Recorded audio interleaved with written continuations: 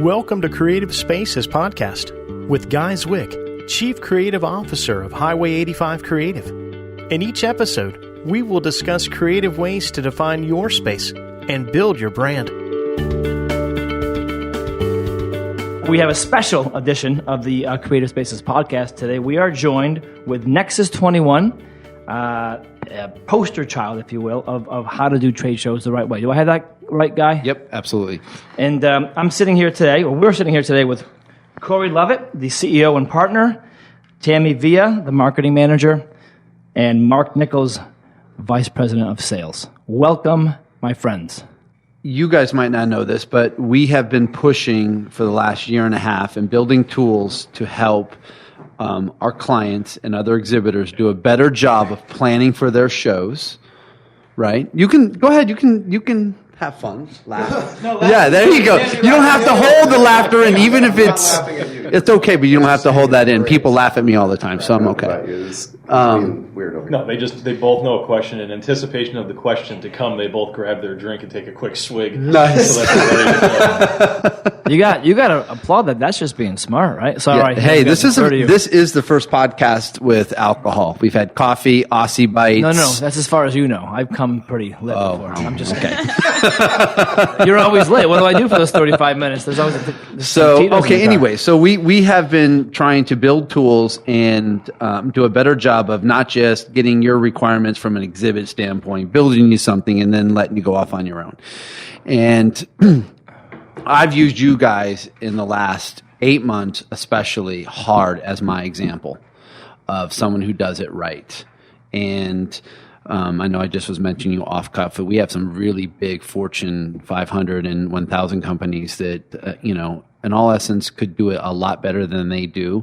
And you would be a great example. And one of them is just like treating every show like it's a Super Bowl. Right. And to some of these other ones that I was mentioning, and I won't mention on this podcast out loud, they do a lot of shows. So there can be, I can understand you get a little lost focus on some of them and you only enter one and you focus. But I think every one is important. Everyone you want an ROI on that investment.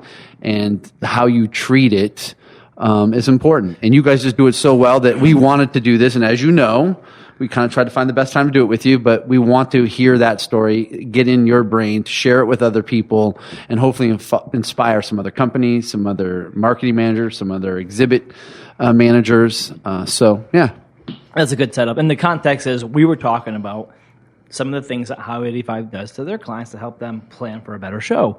And always Nexus 21, their name came up. And so we thought, let's talk to them live and let's get it right from the horse's mouth, so to speak, on how you treat your Super Bowl. So when do you guys start your planning? CEDIA is your Super Bowl show, right? So when do you start your planning? And tell us a little bit about, that, and then we'll just kind of work our way through the year and up to the show, and then at the show, and then some of the social things you do, all that. So we'll start from the beginning. Well, thanks for the kind words.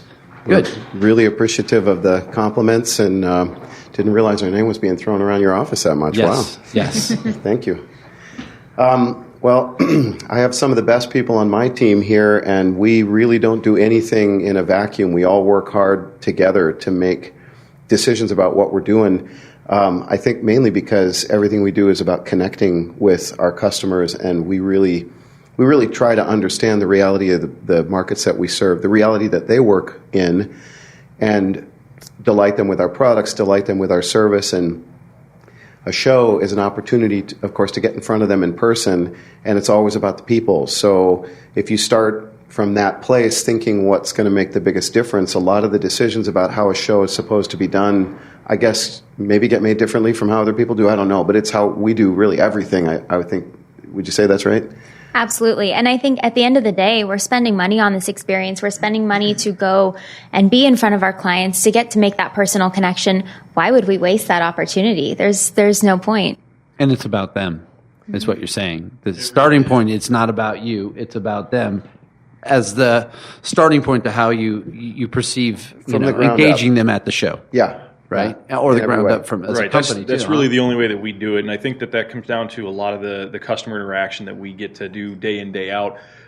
We do only 2 trade shows a year that we're actually exhibiting. One Currently, here. we'll do more eventually, but Right, we started yeah. with this, yeah. One in the U.S. and then the other one is overseas. We do ISE in Amsterdam. But I mean, on either side of the pond, the connection that we have with the customers is what really drives. It's the driving force behind why we do the shows the way that we do. They expect us to show up and be big and be bold and be new every time. So it's pretty much our duty from the get-go to light that. So. It's like customer service. If you only do it because you know you're supposed to, you'll probably only be doing it at a basic level or maybe just an acceptable level only. But I think we're real similar to Highway 85 from the standpoint that we don't want anything to be just acceptable. We want to break records. We want to break new ground. We want to do things in a way that people go, wow. And just that story about how Highway 85 did that show where you won the award recently. I forget, what is the name of that show? Exhibitor Live. Exhibitor Live. Yeah. I mean, that was really inspiring to us. It's a very similar mindset.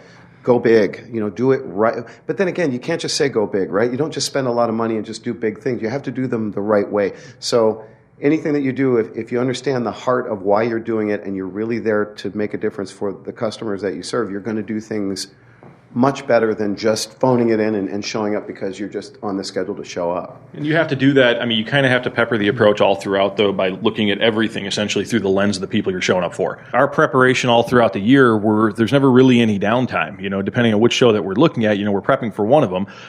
But we do that in a variety of different ways. And most of it is connecting with those clients, understanding what their needs are, and then kind of utilizing that to tailor not only our approach, but even just our look and feel. Like when it comes down to booth and design and what we did going through with you and what would make the most sense for them to see and experience us, whether it's for the 4th year in a row or for the very first time.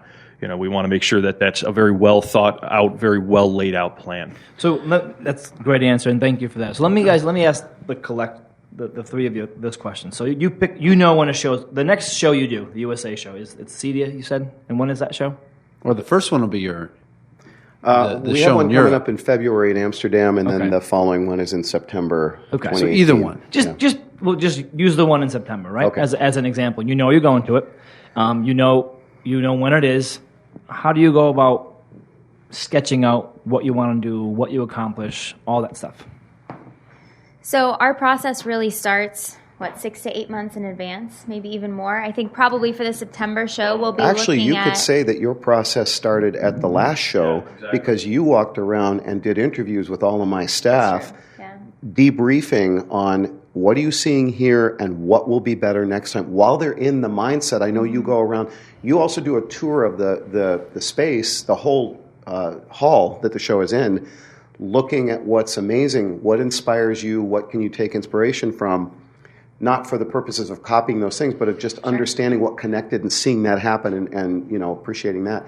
But then you're coming back to our staff and saying, okay, tell me what worked, what should we have done differently? You're already planning there for the following, version. Do you want to see why that is brilliant right there? What worked, what didn't work last year? You're not asking the question 3 months out from the show. Exactly. You're asking the it's team. Brilliant that she does it right there. Right there. I mean, these are the things. This is exactly. No, but why I the told you they're such a great responses- candidate. That's so And smart. even though our people Somebody are should super listening exhausted, to this should. she's got them sitting aside on a table, and they're like, "Really, we got to go through this They right get now." so She's mad got this at me. big Right? list Yes. of questions, but she's dragging it out of them right now in real time when she can get the most accurate depiction of what smart. matters. So And smart. that's a key point, is that the responses that you get on that show floor in the moment are completely different than the responses you would get if you were to ask them 3 or 4 months later when you're starting the next planning most cycle. of that information is gone by that time. Tammy, are you asking the questions and recording the answers, just jotting down the answers, just kind of? Yeah, so I actually come in with a list of questions that Right. we prepare before we even get to the show, and then of course I'll add some based on the context of the show. So what's going on, what was new and different that we tried this year,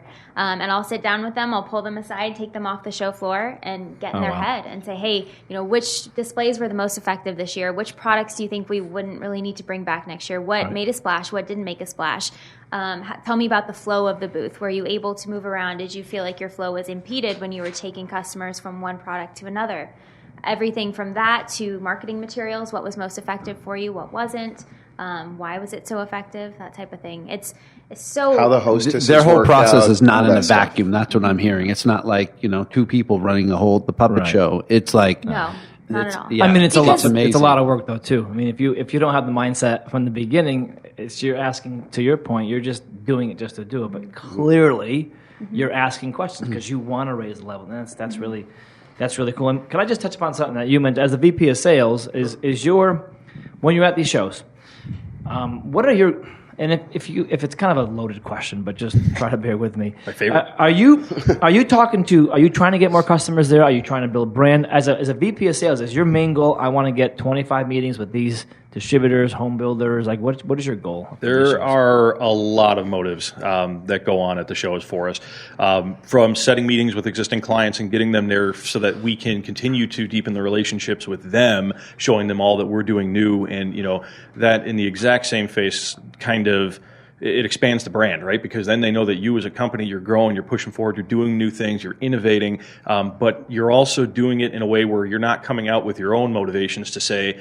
look what we did this year. It's more the way that we've always done things is kind of, we take that direct feedback every single day from our customer base, regardless of who they are, what they do, and we try to implement on that and expand on that as best we can. Because when we're showing up with brand new, exciting ideas, but it's right in line with what they do every day, that's the win that you're looking for. Okay. You don't just go in just to be, avant-garde and completely change the game. It's not meant for that. I just want to expand on that just a little bit. So, as far as goals for the show, one of them was meetings. Okay. Are you going to keep going with that questioning? Yeah, I would keep going because that was amazing. Way more. We filled out all of my success criteria plus on that list, and I didn't have to prod. They knew exactly how many engagements with current customers they wanted. They knew how many new sales. They just had a list already. But you were kind of going down exactly. Yeah, you were going down the road a little bit of meetings versus new customer acquisitions. Yeah, a little bit. Right. Okay, and go talk about the leads. No, I would say, honestly,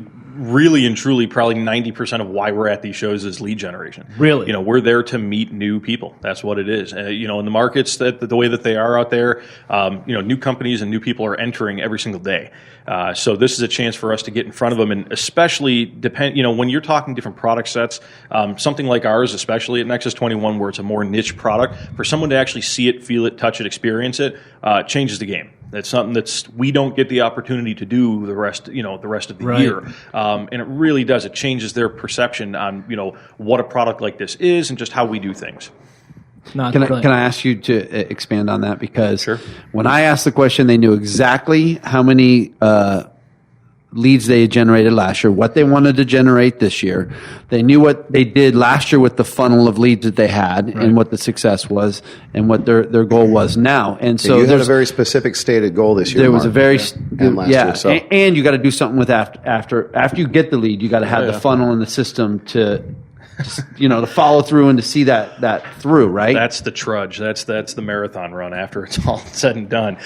There's a lot of work that goes into that. But yeah, we break down and distill what our lead count looks like after each one of these shows, and we do that in a couple of different ways. The lead lists, I think even when we're doing it with partners in the industry and things like that, we like to be able to trade a little bit back and forth and develop those sorts of relationships. And a lot of those come to Tammy first, and Tammy does a lot of the kind of cleaning and distilling of those lists, so it's cleaner for us to be able to decipher what's new, what's repeat for us. Is there any area of opportunity? There's a lot of people on that show floor, and it could be other vendors and things like that. But we have a very solid system in place before we even go out to acquire all those leads or go after them, to be able to break them down after the fact and know exactly what it is we're looking at. And then we also have our strategies in place as to how we're going to attack the new business that we pick up at the show. We know exactly what our approach is going to be, how we're reaching out to them, the type of content we're going to feed them. And it's different. It's all catered to. And you have specific strategies in the booth for how you want to collect as many. And when you say lead, in this case, mostly you're talking about badge scans at this show. Correct. Right? Yep. So you're collecting the data that way, and you guys have said to me that you want to have more badge scans than anybody in that show, any other exhibitor at the show. Yeah.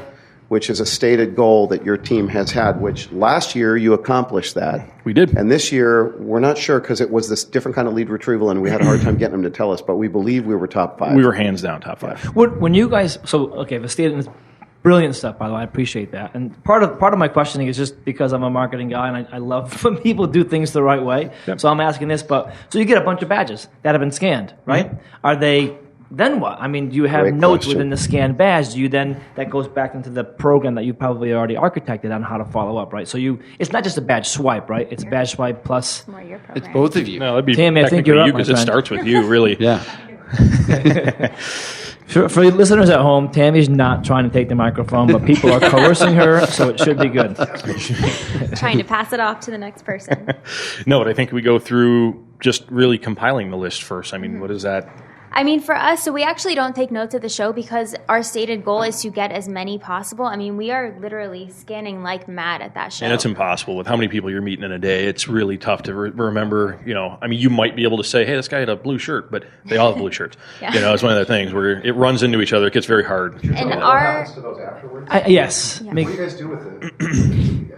So really, the first step is they go through my team on the marketing side, and we essentially do a cleanup. So what we'll do is we'll go through, we'll remove any duplicates because there are always those people who come back and visit us multiple times, which we love, but we don't need to contact them multiple times. So we'll go ahead and remove any duplicates, and then we cross-reference with our current database. So we check out who's a new lead, who's a returning lead.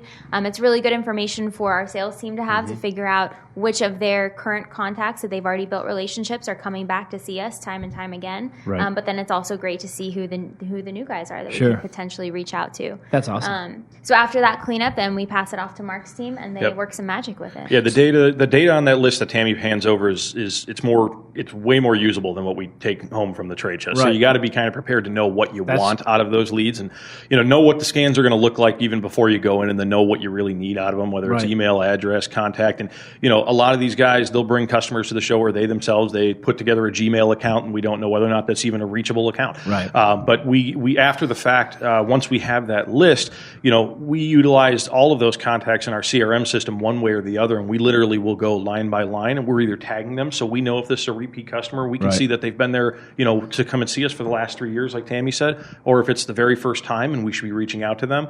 But the sales team really they scrub those leads really hard to determine if there's any area of opportunity, and then once we get that list, completed, where it's as clean as it is, and we have all of our targets lined up in front of us, it goes back to marketing essentially for like a round 2, and then we're adding all of those people to our social campaigns and our media outlets and everything Yeah, else. that was a great segue. Yeah. That was my next question. So the list comes in. You guys do a great job scrubbing it and validating it, and then the next part starts. Is it a campaign? Is it sort of not a form? Is it a group email that goes to a segmented list? Do you call every one of them? We try. I mean, a lot of, like I said, exactly what we said. We certainly make the attempt. For every one of them that we know we want to go after, we're making that attempt. But a lot of times, like I said, phone numbers maybe aren't formatted correctly. We don't have the valid But contact it does info. go into an email list. Sure, Yeah. Correct. sure. It does. As part of it. But maybe just for my own, how many pre-scrubbed?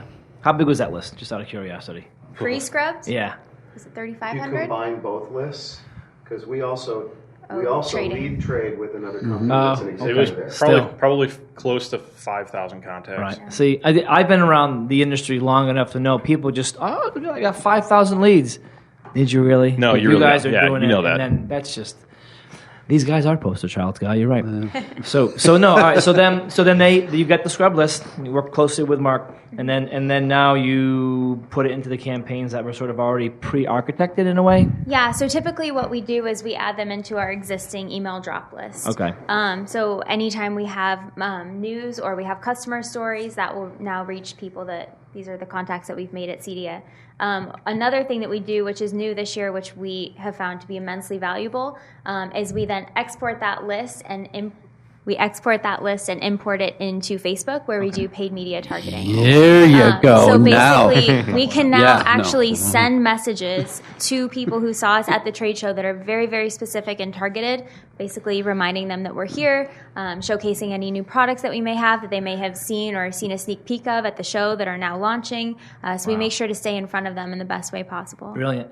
I'll backtrack for a second because we talked about planning, and you guys were nice enough to walk us through post-show lead acquisition, scrubbing, and then trying to market. But I would imagine that even the staff of folks that you guys have manning or working the booth, they're prepped on what they're supposed to be doing. You mentioned Oh, yeah, we it's have a thoughtful months. approach for Yeah. who goes and what they're doing. Yes, 100%. Definitely. I'm speaking for you because and this is I mean, guy, like without just straight up, like, how many out of 10 clients, out of 10 people who go to trade shows, how many out of 10 will do that kind of? Outside of Look It Up, we have some corporate shirts, and here's our hostess. Outside of that, I don't see a lot of thought into, traffic flow and folks coming in and trying to, So, of the people that you've been around, I say everybody says we want traffic flow. We want an open booth. We want to be inviting. We want to get more lead generation. It doesn't mean that they do any of the activities or make the decisions that make that happen. So is that part of the when you're going to the big show 6 months away, 4 months away? Are you sitting down with the sales team and saying, "Hey, this is what we're trying to accomplish. This is our main messaging"? Yeah, we're pre-marketing, and we're calling all of our clients that we know have been there before and asking, are they going to the show? We're getting them tickets. We're making that personal connection. That's right. We every year, we're never surprised. I think really, at least I'm not. I'm very pleased to see the amount of people that come into the booth with some form of handwritten, literature that one of my salespeople sent to them saying, "I'm looking for Aaron. I'm looking for Chris. Where's Gianna?" And they awesome. all, who they're looking for, even just based on their mannerisms. You have right people there, reaching out personally to all them the time. through the phone, every single call, months before we know it's coming, and so we bring it up in conversation.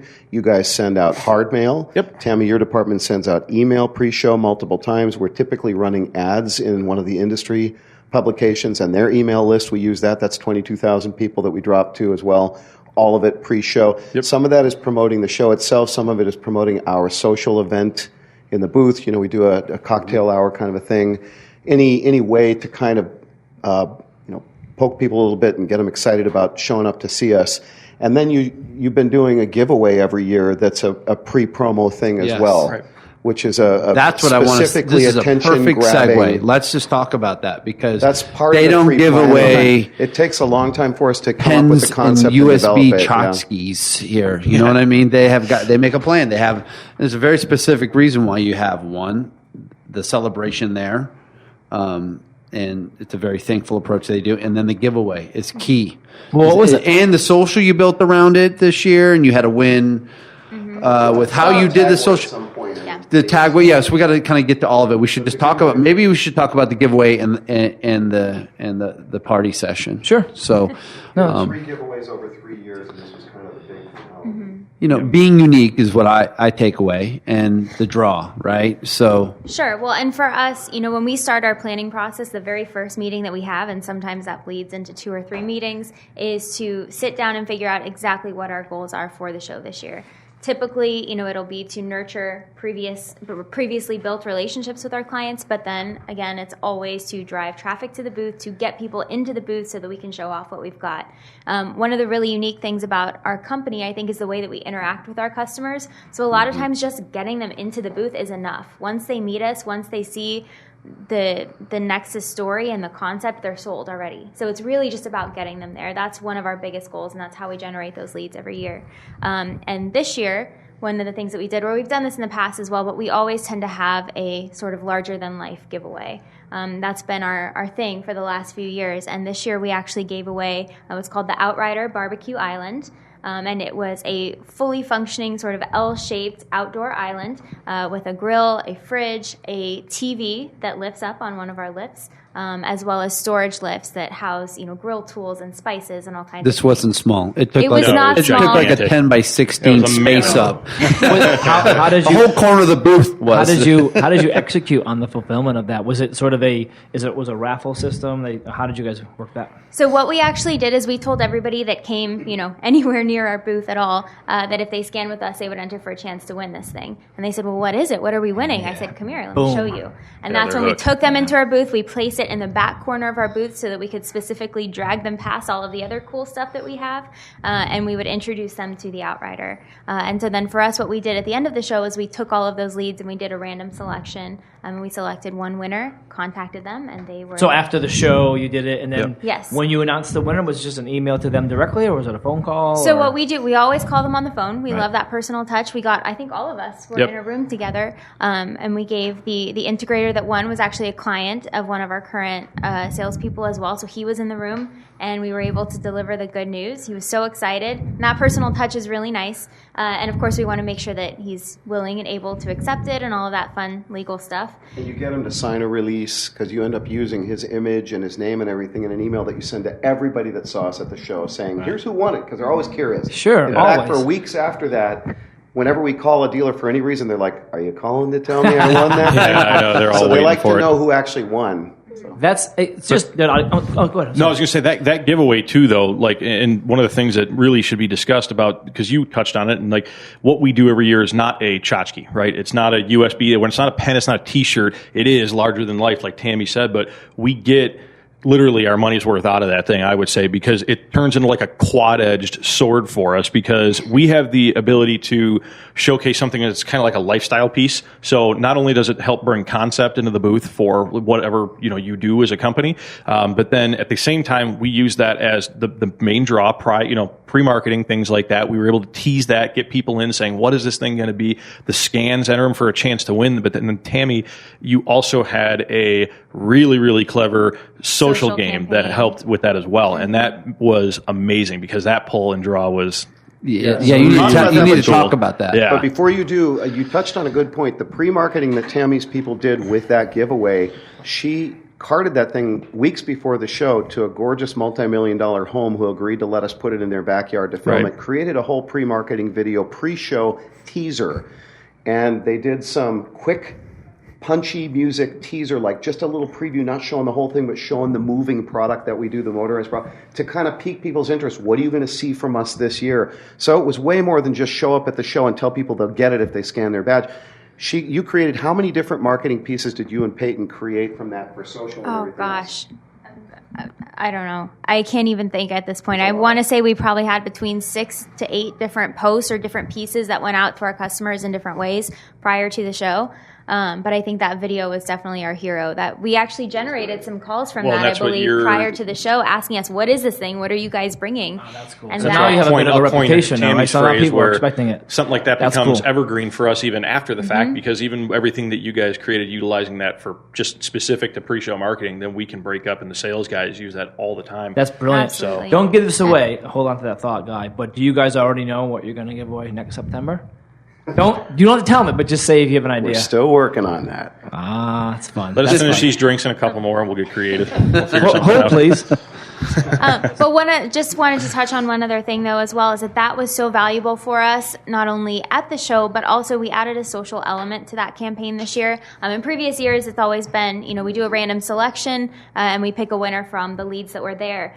This time we gave everyone an extra chance to win, so we had a ton of people who were particularly interested in this product, and they wanted to get themselves an extra shot at it. So we asked them if they were to post on social, use certain hashtags, and they would enter for a second chance. Right. They would get a second entry. And didn't you use the service that helped you with that? We should give them a shout out too. We did. We used a platform called Tagboard. And so we were actually able to, we had a screen right behind the Outrider at the show where we were actually able to display. 60-inch TV, 65-inch TV on the wall right next to it, right? That was, yes, it was. Yep. So we were actually able to display all of the entries as they came in. So as you remember, Corey, it wasn't a 65-inch TV when we started. Guy had to help me get the right TV for that because I did not plan a big enough screen. Thank you, Highway 85. Did you guys see that shameless plug there? No, but that's not the focus. The focus is this social component, which is not used enough, and people need to get on this. If people haven't seen it, you got to describe how it looked. It was really great. Sure. So we basically had rotating tiles on that board that as entries were coming in, they were being displayed in real time on that board. So it was really great because people could essentially take a photo, or even we had people taking selfies with the Outrider, but they could take that photo, post it on social, and right away their images were coming up on the screen. So it's a very immersive experience. People feel very involved because they take their picture and it's right there for everybody to see. Was it multiple channels like Pinterest, Instagram, Facebook, Twitter? We had Twitter and Instagram running for that particular platform. Okay. And that's what everyone, for the most part, Twitter is the most active platform for this trade show in particular. Really? To be fair, you did research on that. We didn't skip one just because we skipped it. She actually found out what these particular customers, what this type of demographic of customer was using, and then focused on that. Mm-hmm. That's interesting. So the audience is hearing smart, smarter and even smarter. Well, we just want to make sure, like we said, if we're going to show up, why would we show up only halfway? You know, we have so many opportunities to get in front of our customers at the show. Why not utilize every single one? And you guys, on the other side of it, you did video at the show. You were posting live video at the show, and you were walking around, and you got some other. There was another win that I can't remember the full story that happened. You'll have to talk to this, but and so once I was back and done helping you guys with the setup and back in the office, I'm seeing the social stuff come over of them at the show and videos and oh, wow. Yeah, so they were engaging, and I was watching, and it was incredible. Talk a little bit about that portion of and how you attacked it. Sure. So just like everything else we do, we don't go into anything without a plan. So we sat down weeks before the show. We looked at which products we're bringing to the show. We looked at what the booth layout was going to be. And we said, what can we do to essentially boost our presence at the show on social? Again, we knew that our customers are very active on Twitter at this particular show, as is the media. They're extremely active at this show.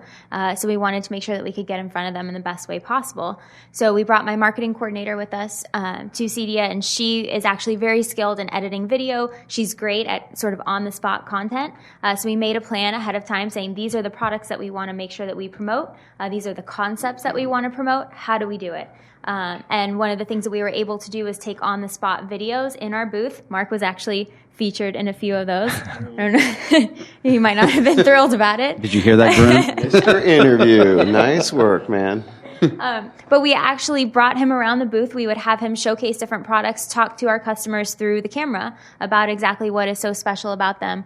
We had a few new products this year that he was able to showcase, so that even for those who hadn't made it to the show, we were now promoting these brand new products on social media. So they were able to see them even without having to be at the show, or getting to be at the show, I should say. How big was the booth? How was the space? 20 by 20, 20 by 30? No. 40 by 30 this year. Okay. 40 next year. 40 by 30 was the one we just did. And how many Nexus 21 folks were on location? I think we had 11 of us. Okay. Yeah. Plus 3 hostesses. Yeah. Right on. Okay.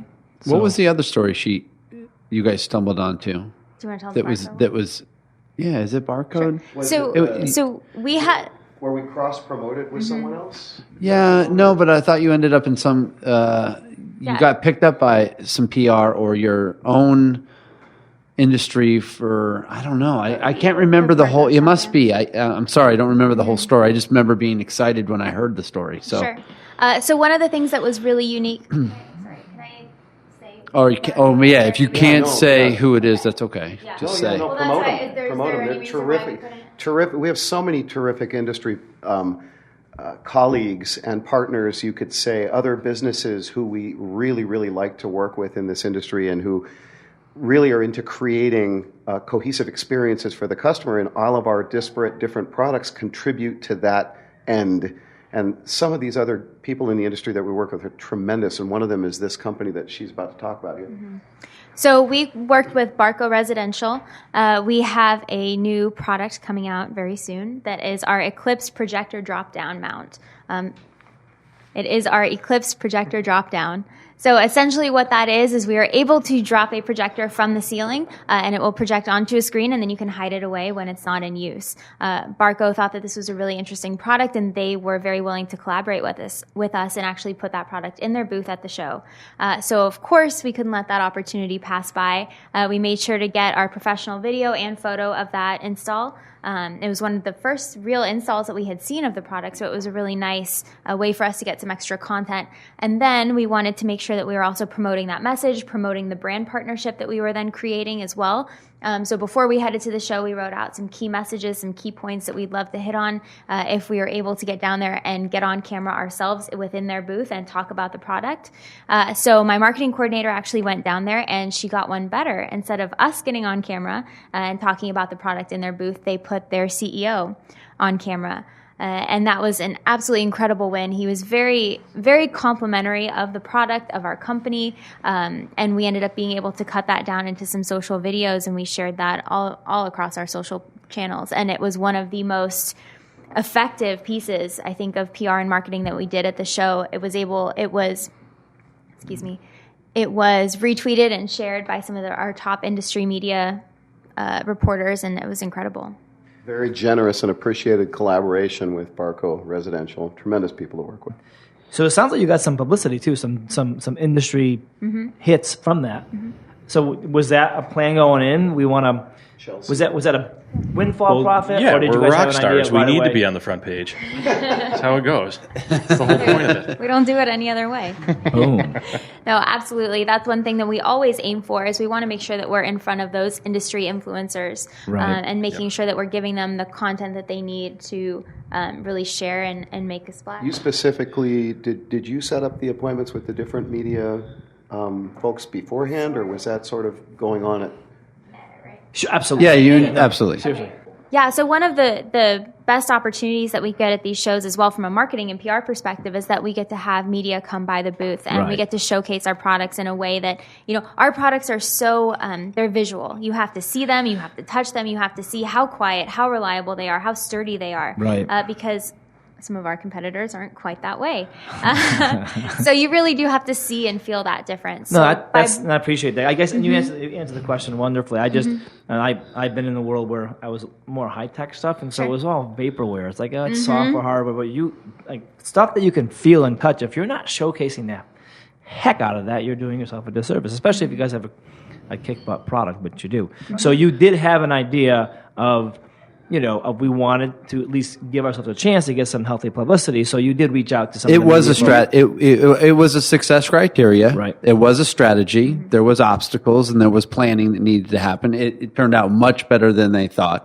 But if you're not setting the goal, you're not setting the strategy, making the plan, seeing the obstacles all months in advance, that dreamed up experience doesn't happen in the end that they had. So Tim, was it just you and your coordinator doing this whole thing?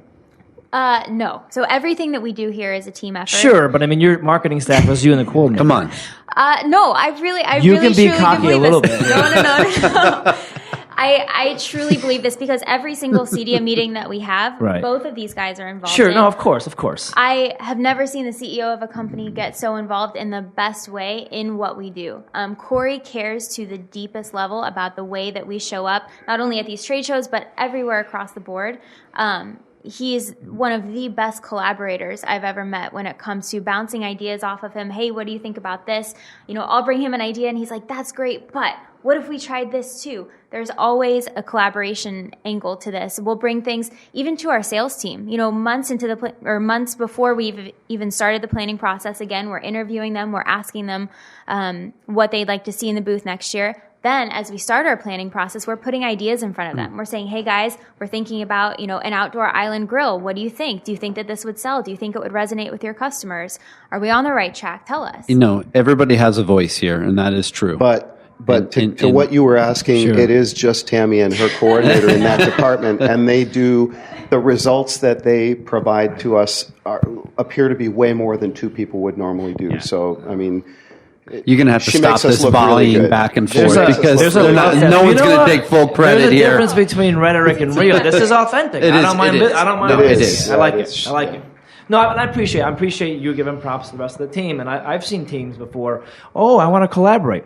And it's just lip service. I mean, the fact that, yes, you can bounce an idea off both your team members, but then you still have to do it and run with it. That's not easy. I don't like to always stay on track, so I'm going to jump. We're going to take a leap somewhere else, and you two can speak to this a little bit, and we'll put it somewhere else. But, something else that's very interesting is that you care about their day at that show.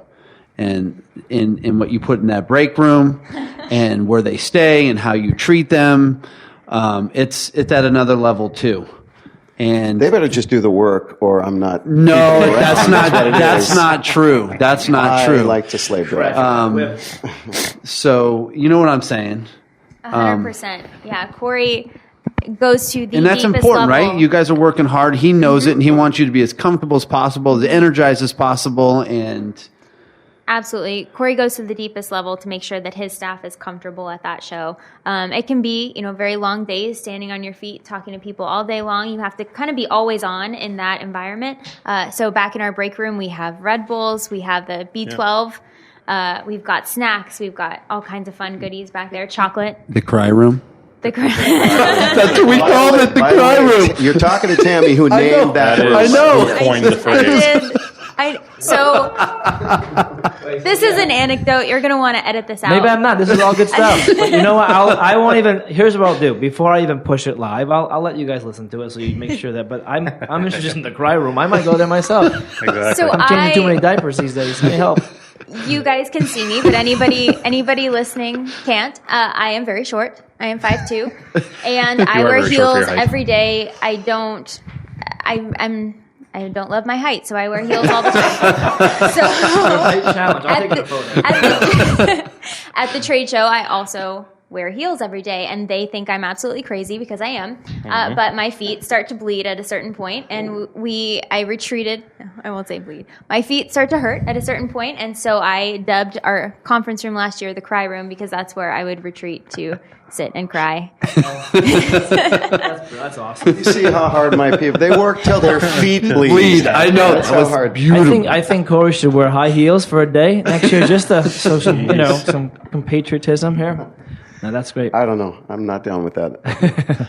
So should we go back to the show success and some other parts that we made? Well, here's like the booth planning a little bit. Maybe. Sure. I mean, we Just real covered quick a heck of touch a on- lot, right? I know. Let's just we talk planned about it. You're It's- gonna clearly, it's architected and it's thought backwards and forwards, right? Mm-hmm. You have to have the team to think it up. You have to have the team to execute it. They have both. So you wanted to touch upon some of the success criteria up front. What do you think we're missing? Well, you know what? One that's a driver all the time would be like to hear what Corey has to say on this is budget, right? Like you guys have a pretty big giveaway, and that's something that's hard for people to jump in. You guys do invest in, when you're going to showcase new products and bring something new, is redoing areas that you don't necessarily have to, or pulling something out of. But it's very strategic. But you're making some investments, and was one of my takeaways is when I had to go to my first show myself and do what I keep telling other people to do, and then I had to write the checks. It changes your gut a little bit, but if you do it right and you're making the right decisions, it pays off. So you want to speak to that because you don't have an endless pocket, and Man, you always want to spend more too, because you know what kind of impact it's going to have, and it's hard to find that line where to stop, because you really want to delight the people that are going to visit. You want to make it worth their time to stop at your display, and you want to thrill them. And I don't know. I never look at it from how little can I spend to get it done. I guess you kind of should look at it like that. You sound like a rock star or a rap star who wants to put on an amazing show. And you're right. You've got the other side that says, my business we partner still got to make money. Is the accountant in the business, and so he keeps me Right. honest on that, because I usually want to get that effect. When you know what I'm talking about, Guy. When you're in the moment and the lights come on and you're on stage and the show begins, there's nothing more important than those 8 or 9 hours in that day and the connections that you're making throughout that show.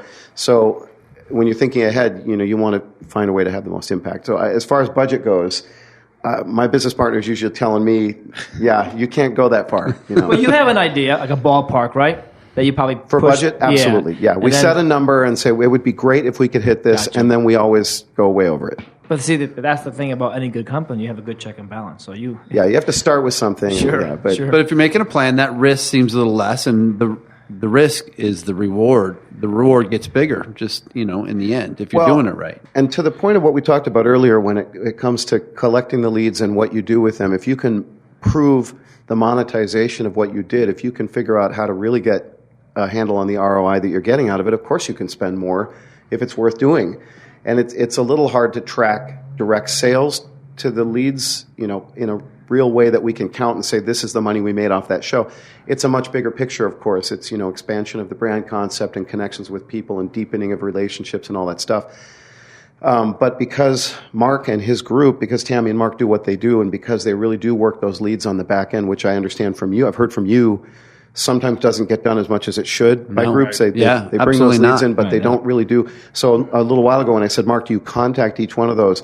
I see them doing that day. But in fact, it's December now, and the show is in September. You just finished. Yeah, we're done today. Getting through. Year to date, I think for Nexus, this was probably our most successful year with that. Just about 2 months after the show wrapped, we had everything. That's how much work you did. Yeah, we had everything cleaned, and all of those. I mean, it still wound up to be probably 1,500, leads between new and repeat and everything like that. And we wrapped that really all up. Good ones. We're after through. The thousands got pared down. We contacted them because there's no point in taking them and then letting them sit for months. They've forgotten. You know what I mean? They're lost. And you got to call. Right. I mean, for us, we kind of get the added benefit where we can call and say, "Hey, remember we did the Badass Grill," something like that. But they don't know what's what. For us, it's more of the name is stickier. The quicker you get to them and the more relatable you make the material and the content to what they were there to see in the first place, it makes the brand sticky to them. And knowing what you guys did with those, I'm willing to spend more. To your budget question, it certainly affects my decisions about how much I'm going to spend, knowing that we're not just showing up, coming home, and hoping for the best,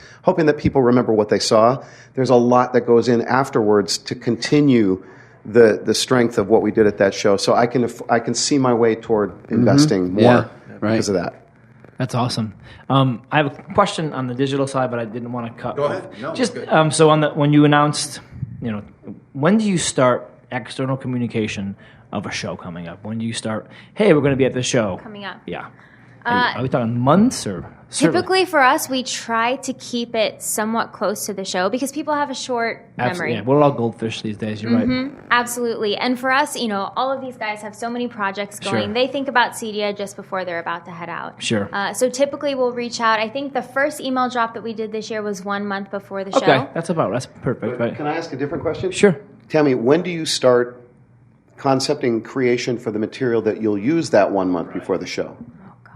4 months before the show, probably. Sounds like even more based on what I've been hearing today, I'm sure. Well, and especially when we're creating video content and things like that. Like for the Outrider this year, we were trying to find locations for that video ahead of time. We were manufacturing that product, trying to get, or that concept idea, trying to get something going way ahead of time. Logistics alone force you to be gosh. Did you have on the website, did you have a landing page that you sent people to get more information? We actually don't on the website. Typically what we do is we'll have a blog post, which is where we send people, or we try to get as much information into our social posts as possible. Into our... What's that? How early do you do email signatures and what's that about? Oh, yeah. I think that's probably 2 to 3 months out. We'll also create an email signature image that will go. Everybody. Yeah. But primarily the function is for our sales team. We want to make sure that every contact that they have, people understand that we're coming to the show. We'll be there. Come see us. And a lot of times, from what I understand, that will generate questions as well. People will be like, hey, I saw you guys are going to CEDIA. Yes. What are you guys doing this year? What are you bringing? Especially when it comes to trades that are not CEDIA participants. We'll get that saying, what is CEDIA? What is this booth? What do you guys do? What does that look like? And then we get the opportunity to gloat a little bit. So you're missing it. So Mark, then you and your team, do you have goals of how many pre-show meetings you want to confirm, or do you just? Well, we try to keep it somewhat modest with that because, to be completely honest, especially for my sales team and our group and things like that, nothing stays to plan. Gotcha. At these shows, day to day, things go crazy, and you never know who's you going to show up. You can have a schedule, but it never is going to happen. You can take reservations. You got to be able to move and flow with it, and between trying to get these guys off the floor to take lunches, all that kind of stuff, it all just plays into total chaos. But we know that there are key people every year that we can commit to coming to see us. Sure. And we will make those commitments, whether it's either on the show floor or off afterwards. You just call an audible about where and when, but they're going to be there. Gotcha. Yep. Okay. Thank you. I was just because I when Guy mentioned some of the things we've been talking about on the side, or something he likes to call AMP, or we like to call AMP services. A lot of brands don't know how to adequately or efficiently pump the message through relevant channels, and you guys again are poster childs. But there's simple things like social. Is it integrated? Is the message on brand and sending people to the right place? And so everything that you guys need to know, that your peer comparisons, you guys are pretty darn good. Just so you guys know that, but just so you guys. Thank you. From one knucklehead from the outside looking in, you guys do a great job. So for whatever that's worth, because I come across this all day long, and it's rare that you see people this focused and it pays dividends, obviously. So good stuff. Big group. We're really glad to be working with Highway 85 too. By the way, thanks for the complimentary comments, and it was a welcome surprise to be able to be doing business with you again. great that we, as you said, sort of evolved at a similar pace and found each other once again, and it's been tremendous. You've done just great work for us. Thank you for everything. I'm so excited for them. Yeah, they're rock stars and killing it. We're going to get to their level eventually. We'll have to do another one of these when we get an actual dig deep into the actual success post the next event. But anyways, thanks for everybody's time. I really appreciate it. Thank you. Appreciate it. Nice to meet you all. And thank you for the cocktails. Thanks for listening, and we'll talk to you soon. Thank you for listening to Creative Spaces Podcast. For more information about Highway 85 Creative, visit us at highway85creative.com.